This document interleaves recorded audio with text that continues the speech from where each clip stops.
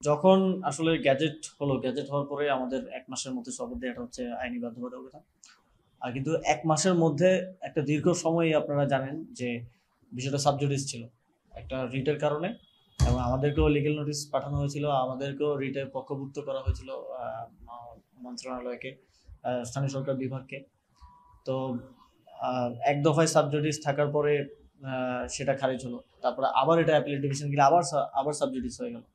তো এটা তো সাধারণ বিষয়, এটা সবাই রাষ্ট্রের প্রত্যেক নাগরিকই প্রায় জানে যে বিচারাধীন থাকা অবস্থায় এই বিষয়ে আসলে কোনো সিদ্ধান্ত দেওয়ার সুযোগ আমাদের নেই। এটা হচ্ছে কন্টেম্প্ট অফ কোর্ট হওয়ার সম্ভাবনা আছে। তো সেই জায়গা থেকে সেই সময় আমাদের কোনো উদ্যোগ নেওয়ার সুযোগ ছিল না। ইভেন ২৪-২৫ তারিখে ২৫শে মে নিয়ম অনুযায়ী, যেহেতু ২৬শে মে আমাদের লাস্ট ডেট অফ শপথ ছিল আইন অনুযায়ী, আমাদের একটা ফাইলও উত্থাপন করা হয়েছিল শপথ দেওয়ার বিষয়ে, এবং ফাইল আমার পর্যন্ত এসেছিল। তখন ইনফর্মালি আমরা আইন মন্ত্রণালয় থেকে জানতে চাই যে বিষয়টা আহ, তো এখন অ্যাপিলেট ডিভিশনে বিচারাধীন। এখন এই বিষয়ে আমাদের কি করণীয় কি, যেহেতু একদিকে আমার আইনও আছে ১ মাসের মধ্যে শপথ দিতে হবে, ৩০ দিনের মধ্যে, ৩০ ক্যালেন্ডার ডের মধ্যে। তো সেটাও শেষ হয়ে যাবে। এক্ষেত্রে কি আমাদের আইন ভঙ্গ হবে কিনা, আইন মন্ত্রণালয় থেকে আমাদেরকে জানানো হয়েছে যে আরো অ্যাটর্নি জেনারেল সহ বাকিদের সাথে আলোচনা করে আমাদেরকে এটাই জানানো হয়েছে যে যেহেতু বিষয়টি বিচারাধীন, এই মুহূর্তে শপথ দেওয়ার সুযোগ নেই, এটা কন্টেম্প্ট অফ কোর্ট হওয়ার সম্ভাবনা আছে, বা এটা যেহেতু অ্যাপেলেট ডিভিশনে সর্বোচ্চ আদালতে এটা বিচারাধীন আছে, ওনারা যদি আমাদেরকে আবার কোনোভাবে ইয়ে করে বসে।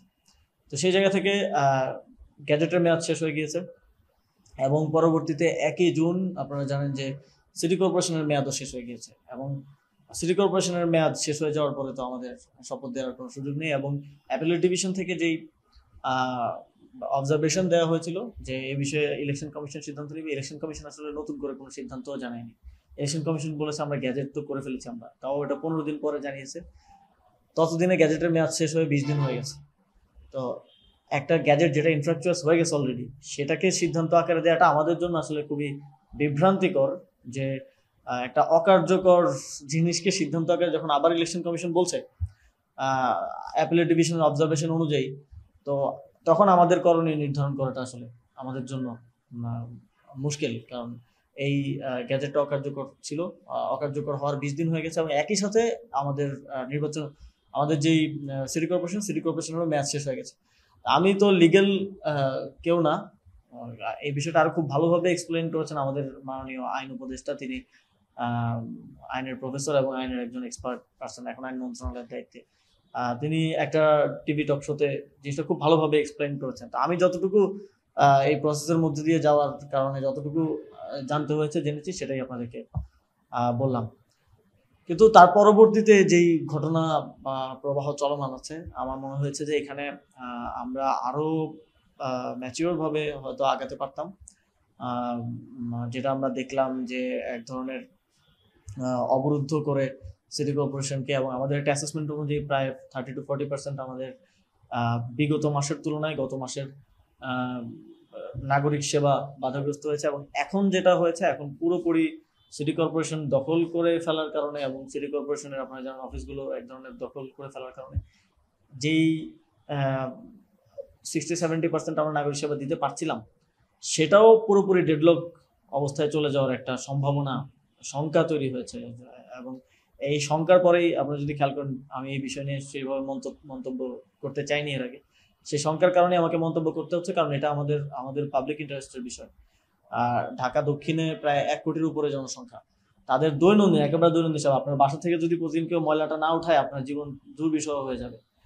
এই দৈনন্দিন কার্যক্রম যদি কোনো কারণে ব্যাহত হয়, এই মন্ত্রণালয়ের দায়িত্বে থাকা অবস্থায় এটা আমার জন্য একটা ফেলিওর হিসেবে, অন্তর্বর্তীকালীন সরকারের জন্য এবং অন্তর্বর্তীকালীন সরকারের সকল অংশীজনদের জন্য একটা বড় ফেলিওর হিসেবে আসলে থাকবে।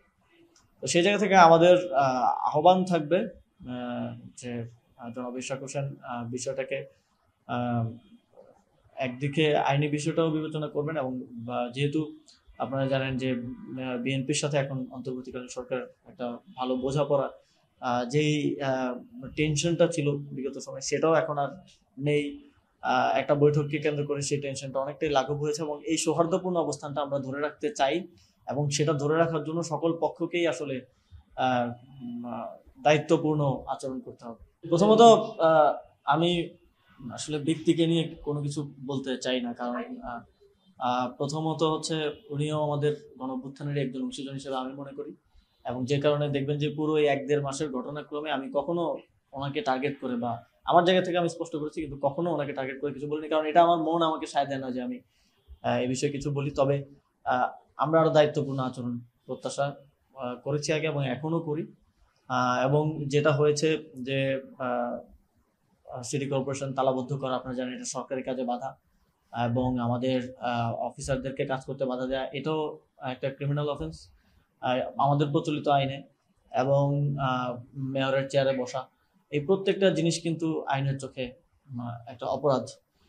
তবে সেই জায়গা থেকে আমি যেটা বললাম সেটা আবারও বলি, যে সরকারের সাথে রাজনৈতিক দলের যে একটা সহাবস্থানপূর্ণ সৌহার্দ্যপূর্ণ সম্পর্ক, এই সম্পর্কটাকে যাতে আমাদের কোনো সিদ্ধান্ত আসলে ক্ষতিগ্রস্ত না করে, এটা হচ্ছে আমাদের প্রাইমারি ফোকাস। তবে এই সম্পর্কটাকে সুন্দর রাখার জন্য আমার মনে হয় প্রত্যেকের দায়িত্বশীল আচরণ করা জরুরি।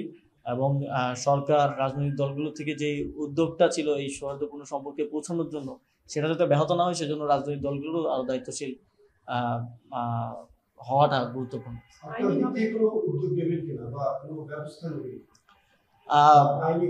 সরকার তো আসলে আমি এই মন্ত্রণালয়ের দায়িত্বে আছি, কিন্তু সরকারের বাকি সকল স্টেক হোল্ডারদের সাথে এবং আমাদের মাননীয় প্রধান উপদেষ্টার কনসার্ন এবং বাকি যারা সরকারের উপদেষ্টা পরিষদের ইয়েতে আমরা এই ধরনের বড় সিদ্ধান্ত নেওয়ার ক্ষেত্রে অবশ্যই একটা আলোচনার ভিত্তিতে সিদ্ধান্ত নিতে হয়। একা আসলে সিদ্ধান্ত নেওয়ার সুযোগ নেই। এটা ওই ইভেন শপথের বিষয় হোক বা পুরো দক্ষিণ সিটি কর্পোরেশনকে ঘিরে গত 1-1.5 মাসের যেই পুরোটা বিষয়ই আমার একার সিদ্ধান্তের কোনো কিছু ছিল না, যেটা আসলে প্রজেক্ট করার চেষ্টা করা হচ্ছে যে আসিফ মাহমুদ ব্যক্তিগতভাবে, সেই সুযোগটা আমার নাই। আপনারাও তো হাউসে কাজ করেন, আপনারাও জানেন যে আপনার সুপেরিয়রের কাছে আপনি দায়বদ্ধ, অথবা আমরা উপদেষ্টা পরিষদের কাছে দায়বদ্ধ। এই বিষয়গুলো যখন আসে আমাদের উপদেষ্টা পরিষদের বিবিধ অংশে, এজেন্ডার বাইরে এগুলো নিয়ে আলোচনা হয়, এবং সেখান থেকে একটা সিদ্ধান্ত আসে, এখানে আমি দায়িত্বে আছি, আমি সেটাকে ক্যারি ফরওয়ার্ড করি। এবং এক্ষেত্রে আরো যারা স্টেক হোল্ডার আছেন, যেমন আইন মন্ত্রণালয় আছে, আরো যারা আছে, সবাই এটাকে ক্যারি ফরওয়ার্ড করার জন্য আসলে ইয়া করে। এবং এই কথাটা তো শুধু আমি যে বলতেছি তা না, এই কথাটা তো ইশরাক ভাই উনি নিজেও বলেছেন যে উপদেষ্টা পরিষদে এটা নিয়ে আলোচনা হয়েছিল এখানে। তাহলে উনি কেন আমাকে ব্যক্তি হিসেবে আক্রমণ করছেন, আমার কাছে আসলে বিষয়টা একেবারেই বোধগম্য না। আমার মনে হয় যে এর পেছনে রাজনৈতিক উদ্দেশ্য আছে, এবং এর কিছু প্রমাণও আমরা পেয়েছি। যেমন আমার জন্মস্থানের যিনি বিএনপির নেতা আছেন, তিনি এটাকে অনেকভাবে উস্কাচ্ছেন, বিভিন্ন লজিস্টিক্স সহায়তা করছেন। আবার দেখা গেছে যে যখন রাজনৈতিক দলের সাথে সরকারের একটা টেনশন ছিল, সেখানেও একটা পলিটিক্যাল টুল হিসেবে ওনাকে ব্যবহার করা হয়েছে।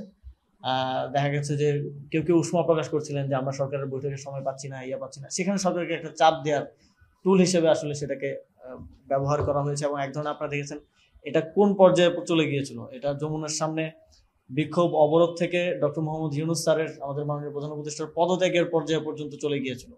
জাতীয় ঐক্য বিনষ্ট হয়েছে এই বিষয়টাকে কেন্দ্র করে।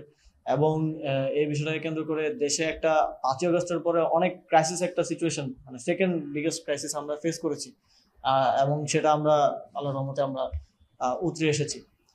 তো এটা এখানে আমি মনে করি যে জনাব ইশরাক হোসেন তিনি তরুণ প্রজন্মের একজন আইডল। আমরাও ওনাকে দেখেছি যে ওনার সাহসিক কার্যক্রম, সেই জায়গা থেকে আমার মনে হয় যে ওনাকে মিসগাইড করা হয়েছে, মিসলিড করা হয়েছে কোনো রাজনৈতিক উদ্দেশ্য চরিতার্থ করার জন্য, এবং সেটা এখনো করা হচ্ছে। এবং আমাদের আহ্বান থাকবে যে এই জায়গাগুলোতে আরো সতর্ক, আরো আলোচনার, যেহেতু সরকারের সাথে তো এখন রাজনৈতিক দলগুলো এই সরকারের অংশ, এবং এই সরকারগুলো রাজনৈতিক দলগুলোর কনসেনসাসের ভিত্তিতেই কিন্তু হয়েছে। আপনারা জানেন আমাদের লিয়াজু কমিটি প্রত্যেকটা দলের নেতাদের সাথে কথা বলে বলে উপদেষ্টা পরিষদও ঠিক করেছে।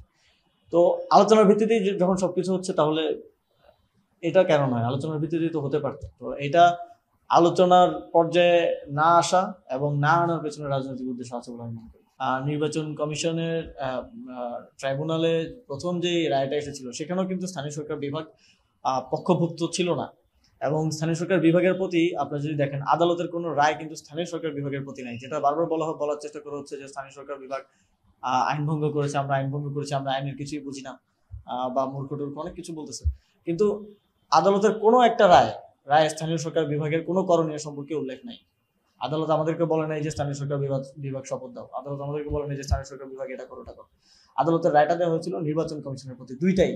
আমাদের অ্যাপিলেট ডিভিশনেরটাও নির্বাচন কমিশনকে দেওয়া হয়েছিল, এর আগে যেটা নির্বাচন কমিশন ট্রাইব্যুনাল থেকে আসছিল সেটাও নির্বাচন কমিশনকে দেওয়া হয়েছিল।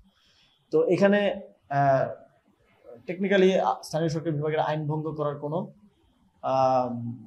ইয়া হয় নাই। এবং যেহেতু একটা জায়গায় বলা হচ্ছে যে গ্যাজেটের মেয়াদ শেষ হওয়ার আগে আমরা কেমন শপথ দিই, এটা আইন ভঙ্গ হয়েছে।